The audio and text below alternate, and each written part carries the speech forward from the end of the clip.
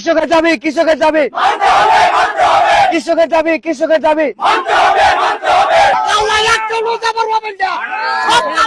আচ্ছা আমি একটু সবার কাছ থেকে একসাথে শুনতে চাই, আপনারা কি খাল খনন চান? আমাদের এখানে দুইটা এলাকা আছে, জানকিপুর আর হুজুরিকান্দা।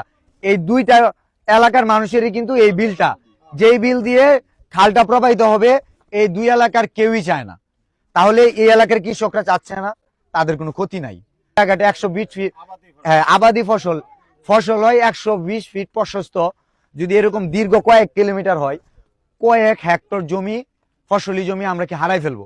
এমনি তো বাড়িঘর করে জমি শেষ, এখন আমরা চাইলে তো রাস্তায় থাকতে পারবো না, আকাশের নিচে তো ঘুমানোর সুযোগ নাই, যেহেতু বাড়ি করতে হবো।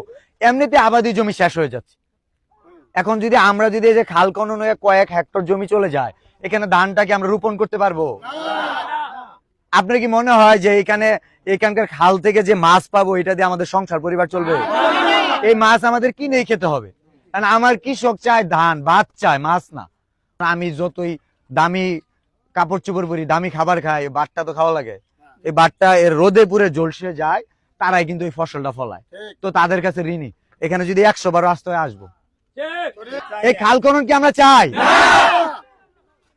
আমরা খাল খনন কেউই চাই না। আমরা দৃষ্টি আকর্ষণ করছি কর্তৃপক্ষ যারা খাল খনন নিয়ে ব্যস্ত।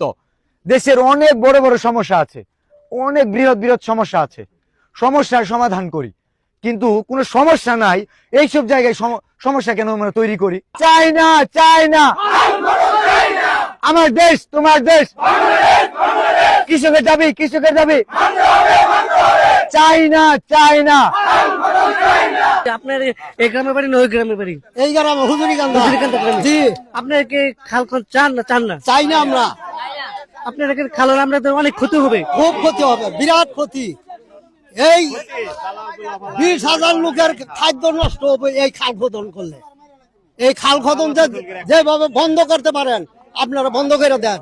এই খাল খুদবার আইলে আপনাদের কাল্লা নো যাবে, দেখতে পারবেন না। কাল্লা একটা নো যাবে না। দর্শক দেখতে পাচ্ছেন এখানে অবস্থা কি। আমি 2 গ্রামের লোকের সাথে কথা বলে দেখলাম তারা খাল খনন চায় না। আমি প্রশাসনের লোকের সাথে অনুরোধ করছি আপনারা এটা বন্ধ করে দেন। এটা আপনার বন্ধ না করে তাদের অনেক ক্ষতি হচ্ছে।